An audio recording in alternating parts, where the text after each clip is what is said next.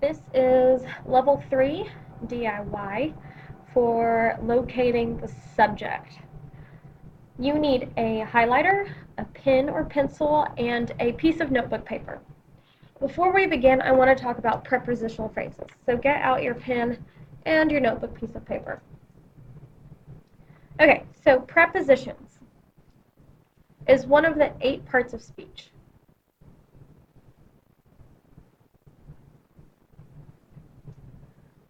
Right? Prepositions tell where things are, meaning what position they're in. Prepositions. Okay, so to help us figure out what prepositional phrases are, we're going to use the preposition squirrel.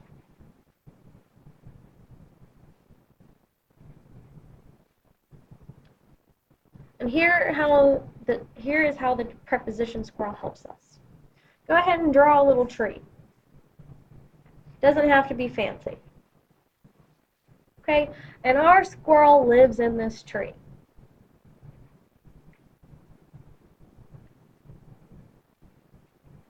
There's our squirrel. Okay, now where the squirrel is in relation to the tree are prepositions. So the squirrel can be in the tree, or inside the tree, or within the tree.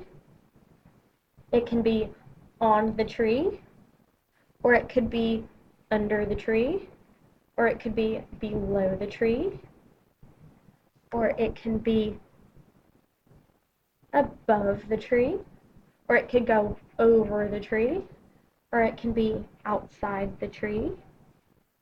It could walk towards the tree. It could be on the side of the tree.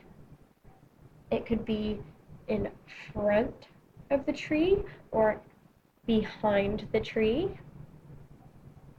It can be near the tree or far from the tree. It can be beside the tree. So if we're talking about where the squirrel is in relation to the tree, these words are prepositions. And prepositional phrases are phrases that start with one of these prepositions. Okay, now let's put our little tree and squirrel to the side and look at the top part of our locating the subject worksheet. It says, sometimes a prepositional phrase comes between the subject and the verb. The verb must agree with the subject of the sentence and not with the object of the preposition. Right? So our examples are, the rooms near the entrance have new doors. Rooms agree with our verb have. Then we have, the air in the mountains contains little oxygen.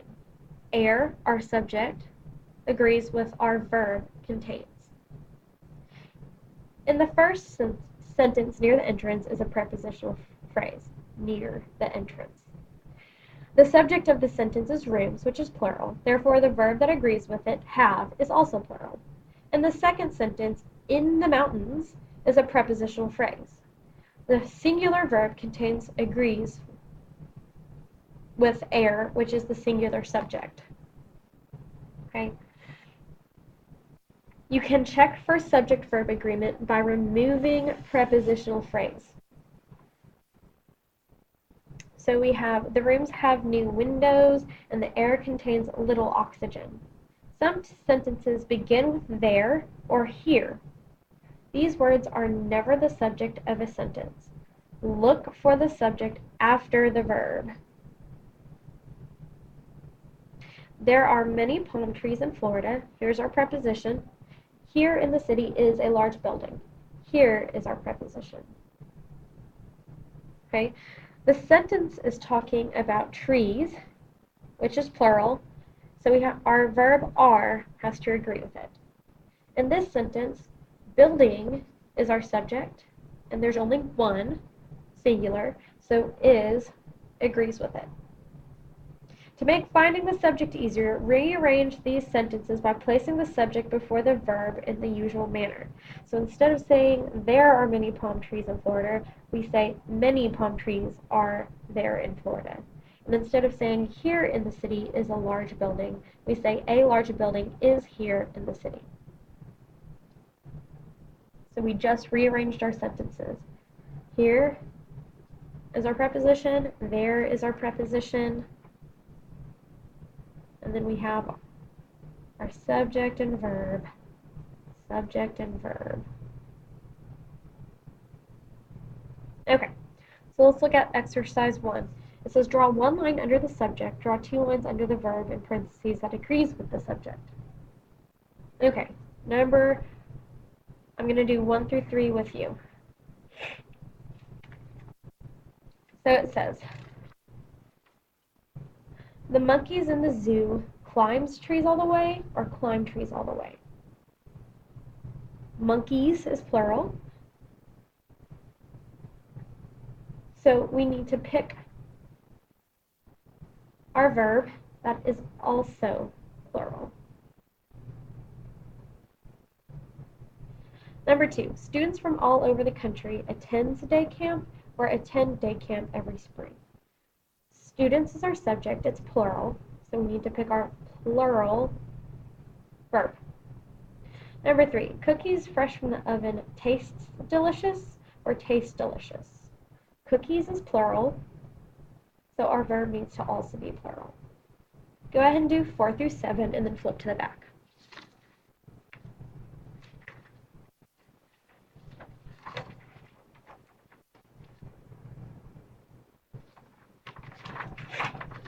Okay, up at the top, it says, a compound subject is 2 or more subjects that have the same verb when 2 or more subjects are joined by and the verb is plural. So, William and Sandy are our compound subject. Both trees and flowers are our subject. Elaine and her brothers is our subject. And they agree with our verbs. These are plural. William and Sandy is plural, so our verb has to be plural. Trees and flowers are plural, so requires has to be, or our verb has to be plural. Elaine and brothers are plural, so our verb has to be plural. Play. Compound subjects can also be joined by either or and neither nor. In these cases, the verb must agree with the subject that is closer to it. So, Dana or Marie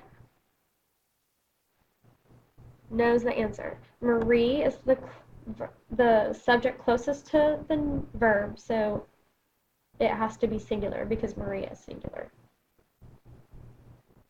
Either Dana or his study partners know the answer. Partners is our closest subject, so our verb has to be plural. Neither the 5th graders nor Dana knows the answer.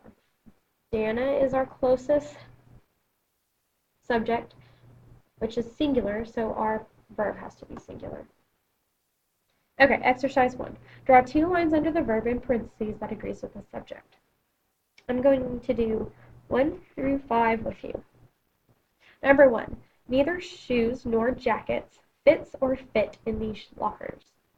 So we have jackets, which is plural, so our verb has to be plural. Thomas and his brothers runs or run in the marathon every year. Brothers is plural, so our verb has to be plural. Number 3, both the mayor and the governor has or have offices downtown. Governor is singular, so our verb has to be singular. Number 4, either cotton or wool feels or feel comfortable. Wool is singular, so our verb has to be singular. And 5, elephants and rhinos live in the jungles of Africa. Rhinos is plural, so our verb has to be plural. Go ahead and complete 6 through 13. Make sure your name is on your paper and turn it into the basket.